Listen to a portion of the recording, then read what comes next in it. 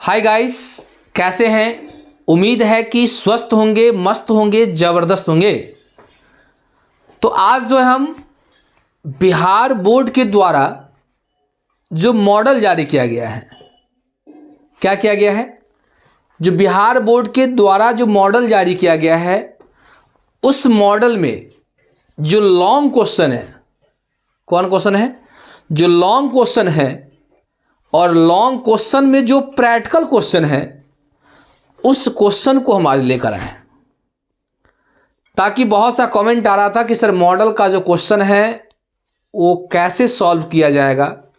बहुत सारे स्टूडेंट हैं जो नहीं पढ़ते हैं, प्रैक्टिकल नहीं बनाते हैं, उनको उम्मीद रहता है कि कहीं से इसका सॉल्यूशन मिल जाए। जैसा कि आप जानते हैं कि प्रत्येक सब्जेक्ट का, प्रत्येक विषय का, प्रत्येक फैकल्टी का मॉडल जो है बिहार बोर्ड के द्वारा जारी किया गया है, ऑब्जेक्टिव प्लस सब्जेक्टिव। तो ये मॉडल में जो है ये पैटर्न बताया गया है कि हम आपको कितना ऑब्जेक्टिव पूछेंगे, कितना आपको लिखना है और हम आपको कितना दिए हैं। सब्जेक्टिव में भी वही बात है कि सब्जेक्टिव में वही कहना चाह रहे हैं कि आपको हम इतना क्वेश्चन पूछेंगे, उसमें से इतना का आंसर देना होगा। तो वही क्वेश्चन सब है जो कि आपको आज हम लेकर आए हैं। ये लॉन्ग क्वेश्चन है, अप्रॉक्स क्वेश्चन नंबर 36 या 35 होगा, नहीं? तो आप देख रहे हैं कि क्वेश्चन देखने से लग रहा है कि ये कंपनी चैप्टर का कि पार्टनरशिप का। बताइए पहले आप ये पहले कंफर्म हो जाइए कि पार्टनरशिप का है कि कंपनी का चैप्टर है। ये कंपनी का चैप्टर है। चैप्टर का नाम है कैश फ्लो स्टेटमेंट। जैसा कि आप पढ़े होंगे कैश फ्लो स्टेटमेंट, और कैश फ्लो स्टेटमेंट का अकाउंटिंग स्टैंडर्ड ऑब्जेक्टिव में आएगा आपको कि कैश फ्लो का अकाउंटिंग स्टैंडर्ड कितना होता है? 3 होता है। कितना होता है? 3 होता है अकाउंटिंग स्टैंडर्ड। तो कैश फ्लो में आप पढ़े होंगे, तो वहाँ आप पढ़े होंगे ऑपरेटिंग एक्टिविटीज़, इन्वेस्टिंग एक्टिविटीज़ और फाइनेंसिंग एक्टिविटीज़। 3 पढ़े होंगे।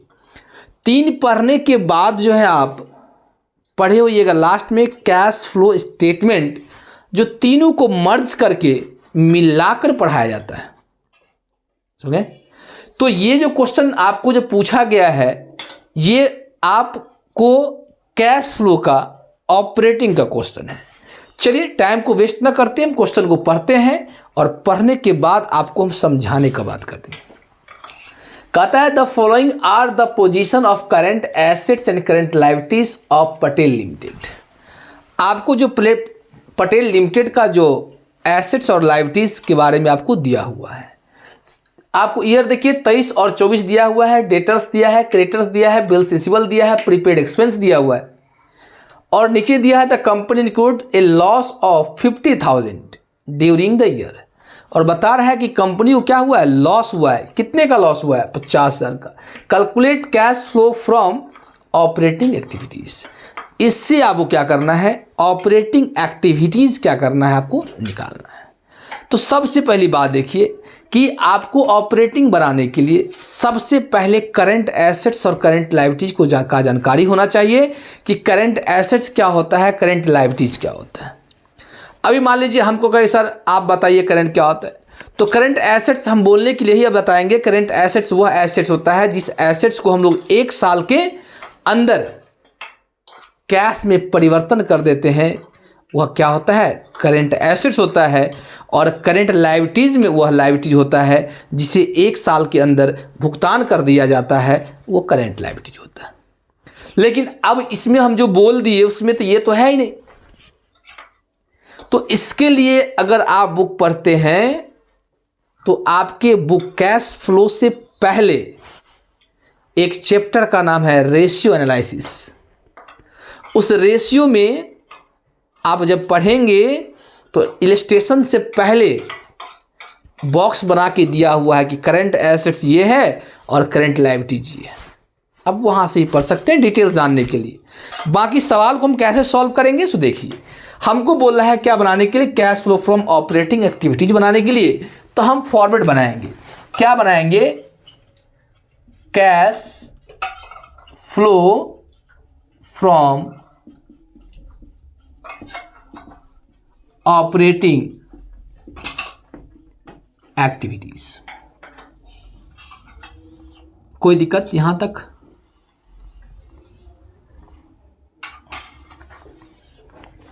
देखते रहिए आराम से। अगर आप मेरा क्लास देखते होइएगा तो आसानी से आपको ये सवाल बन जाएगा। पार्टिकुलर्स अमाउंट, यहां तो कोई दिक्कत है नहीं? दिक्कत होगा। उसके बाद हम लोग क्या करते हैं इसमें कि सबसे पहले हम लोग नेट प्रॉफिट या नेट लॉस को खोजते हैं। तो देखिए यहां कि आपको यहां पर दिया है कि लॉस दिया है क्या, कितना, 50,000 ड्यूरिंग द ईयर। तो सबसे पहले हम लेंगे नेट लॉस। क्या लेंगे? Net loss during the year. कितना लॉस है? 50,000 लॉस है। चलिए हो गया। चाहे प्रॉफिट हो चाहे लॉस हो, हम सबसे पहले उसी को लेंगे। उसके बाद इसमें हम लोग ऐड करते हैं और क्या करते हैं? लेस करते हैं। अब ऐड किसको करते हैं, लेस किसको करते हैं, एक बार और समझ जाइए आप। ऐड किसको करते हैं?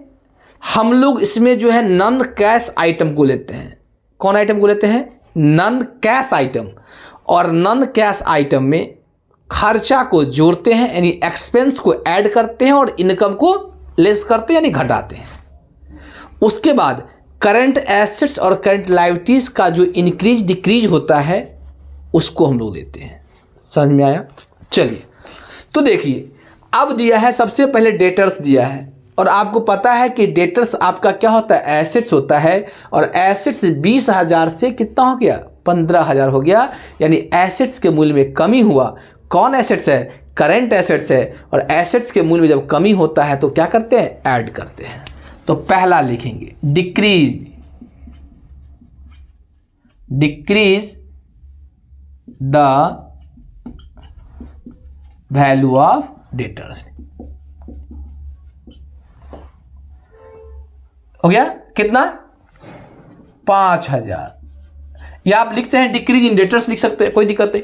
वैल्यू आप नहीं लिख सकते हैं तो डेटर्स लिख सकते हैं। ये हो गया।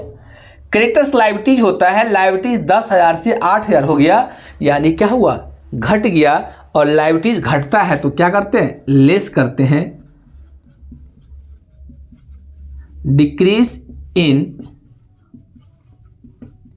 क्रेडिटर्स। कितना से? 10 में से 8 गया तो 2,000। ये 2,000 कहाँ होएगा? माइनस में। कोई दिक्कत? उसके बाद देखिए बिल्स रिसीवेबल एसेट्स होता है। एसेट्स 6,000 से 8,000 हो गया। संपत्ति बढ़ गया, बढ़ता है तो घटाते हैं।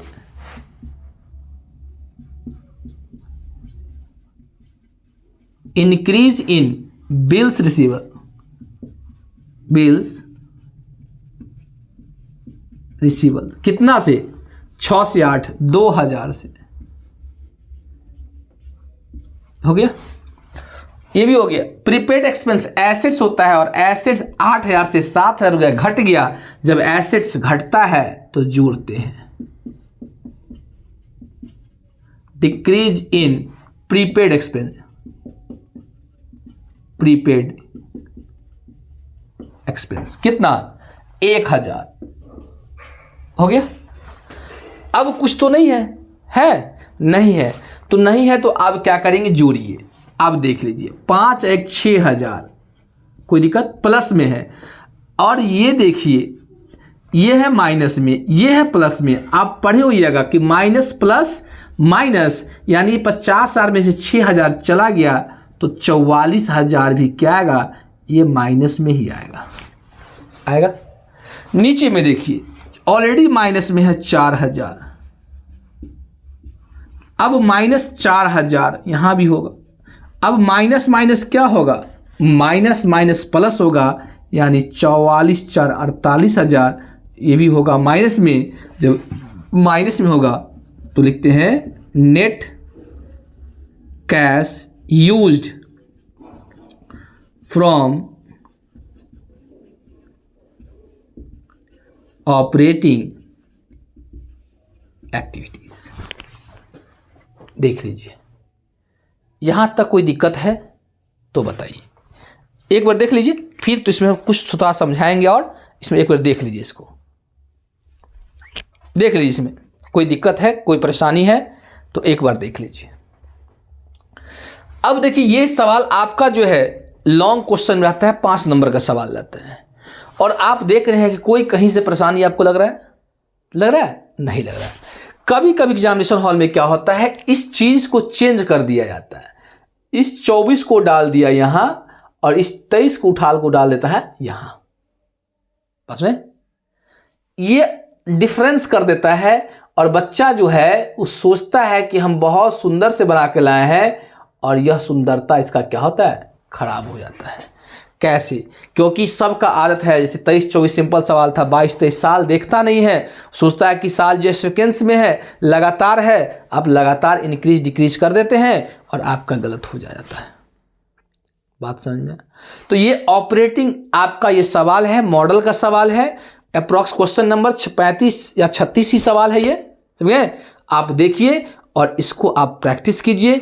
हो सकता है इसमें 3 आइटम दिया है, 4 आइटम दिया है, 5 आइटम देगा, कुछ और जोड़ देगा, कुछ नॉन कैश आइटम को ले लेगा, जैसे मान लीजिए डिप्रिसिएशन को ले लेगा, ट्रांसफर टू जनरल रिजर्व को ले लेगा, लॉस ऑन सेल्स को ले लेगा, गेन ऑन सेल्स को ले लेगा, मतलब बहुत सा ऐसा आइटम नॉन कैश वाला है जो इसमें ऐड कर सकता है। तो बेसिक कंसेप्ट जब तक नहीं समझे रहेंगे तब तक जो है कैश फ्लो का सवाल नहीं बनेगा। तो उम्मीद है, आई होप कि ये सवाल आपको समझ में आया होगा। नहीं तो आप जो है इसको प्रैक्टिस कीजिए, फिर जो है कल के क्लास में हम आपको जो प्रैक्टिकल क्वेश्चन अकाउंट का और है उसको लेके आएंगे। अभी से हम लगातार आपके सब्जेक्ट का, चाहे वो अकाउंट हो, चाहे वो ईपीएस हो, चाहे वो बीएसटी हो, चाहे वो इकोनॉमिक्स हो, प्रत्येक सब्जेक्ट का जो है प्रैक्टिकल प्लस थ्योरी में, चाहे वो शॉर्ट हो चाहे वो लॉन्ग हो, सबको हम लेकर आएंगे। बस आप कंटिन्यू बने रहिए, सिर्फ कंटिन्यू इस पे ध्यान दीजिए, पढ़िए, समझिए और मुस्कुराते रहिए। तो आज की क्लास हम यहीं पे एंड करते हैं। जय हिंद, जय भारत।